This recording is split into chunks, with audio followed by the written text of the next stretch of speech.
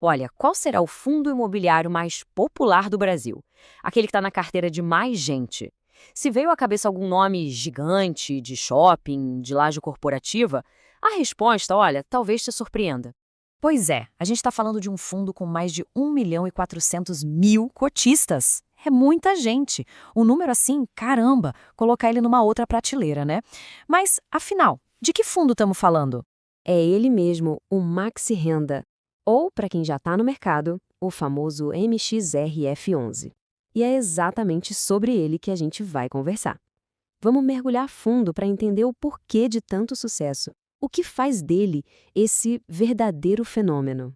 Então, para a gente destrinchar o MXRF11, nosso papo vai seguir um caminho bem lógico. Primeiro, a gente conhece o ativo, o básico. Depois, damos aquela espiada por dentro, na carteira dele. Na sequência, um check-up de saúde, claro. Aí a gente fala de preço, né? Quanto custa, quanto paga. E no final, a gente amarra tudo com umas considerações. Então vamos lá, começando pelo começo. Para entender toda essa popularidade, a primeira coisa a saber é o que é exatamente o MXRF11. E aqui, olha, já vem o primeiro ponto-chave. Muita gente pensa em fundo imobiliário e já imagina um prédio, um galpão, certo? O tal do fundo de tijolo. Bom, o Maxi Renda é diferente. Ele não investe no tijolo, ele investe no papel. Pensa assim, ele funciona mais como um banco do mercado imobiliário, ele financia o setor. Ok, então se não é em prédio, onde é que o dinheiro está investido? Boa pergunta. Vamos, como se diz, abrir o capô e ver o que tem dentro desse motor. Para entender isso, a gente precisa afirmar bem esse conceito, fundo de papel. Basicamente, ele investe em dívidas do setor imobiliário. A principal delas são os famosos CRIs, os Certificados de Recebíveis Imobiliários.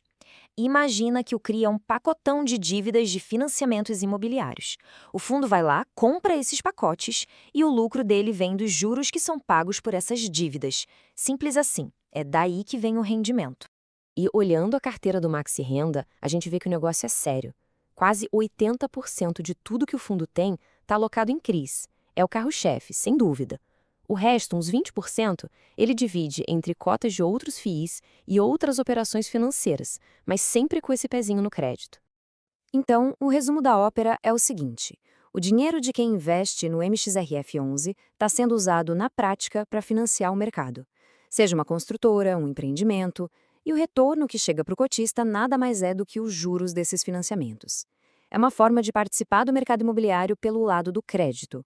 Beleza. Se o fundo é tipo um banco emprestando dinheiro, a pergunta de US$ 1 milhão é: e se não pagarem? Qual é o risco de calote? Vamos então fazer aquele check-up de saúde para ver quão seguros são esses investimentos. Em um fundo de tijolo, a primeira coisa que a gente olha é a vacância, né? Para ver quantos imóveis estão desocupados, sem gerar aluguel. É o grande termômetro de saúde deles. Só que para o MXRF11, isso não faz sentido. A vacância dele é outra. O que importa aqui é a qualidade do crédito. O grande risco não é o inquilino deixar o imóvel, mas sim o devedor deixar de pagar o empréstimo. É uma outra lógica de risco. E como é que a gestão do fundo dorme à noite? Bom, eles se protegem, e bem. Os empréstimos que eles fazem têm garantias bem fortes. Por exemplo, o próprio imóvel pode ser a garantia. Eles também criam fundos de reserva, uma espécie de colchão para cobrir possíveis calotes e ainda pegam fianças de empresas grandes. Ou seja, são várias camadas de segurança para proteger o dinheiro do fundo. Certo, já entendemos o que ele é, o que ele faz, como se protege, agora vamos para a parte que todo mundo quer saber. E o preço? Tá caro? Tá barato? E o principal, quanto ele paga de rendimento? Olha esse número, 1,04. Esse é o famoso P sobre VP, preço sobre valor patrimonial. É um indicador que, de forma bem simples, diz pra gente se o preço da cota na bolsa está mais caro, mais barato ou igual ao que o patrimônio do fundo realmente vale, na teoria. Para entender de onde vem esse 1,04, é só olhar aqui. O preço da cota no mercado era de R$ 9,99. Já o valor patrimonial, ou seja, o valor de livro de cada cota, era R$ 9,58. Como o preço de mercado está um pouquinho acima do valor patrimonial, a gente diz que ele está sendo negociado com um pequeno ágio, um prêmio. E o que se recebe por esse preço? Bom, o rendimento, o famoso dividend yield, ficava em 12,70% ao ano. Esse é o valor que o fundo distribuiu para os cotistas. É um número, vamos combinar, bem interessante, principalmente para quem foca em receber aquela renda todo mês.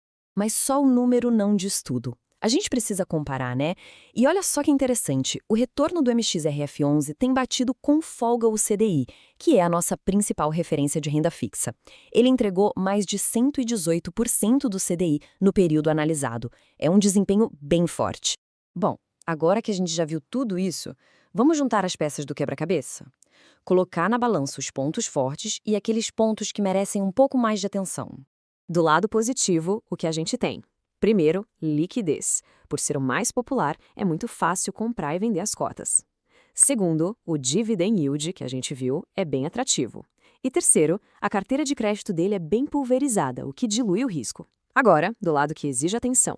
Ele está negociando com aquele pequeno ágio. E, claro, por ser um fundo de papel, ele tem um risco de crédito e é mais sensível às mudanças na taxa de juros da economia. E vale lembrar, o foco aqui é gerar renda, não esperar uma supervalorização dos imóveis. E tudo isso leva a gente para a grande pergunta, né? Essa combinação de popularidade gigante com um rendimento bem consistente, ela compensa os riscos que vêm junto com uma carteira focada em crédito? Bom, a resposta para isso, claro, não é única. Depende muito do perfil e dos objetivos de cada pessoa. Mas o mais importante é justamente entender essa dinâmica. Esse é sempre o primeiro passo para tomar uma boa decisão. Se gostou, curta e compartilhe. Não esqueça de se inscrever no canal.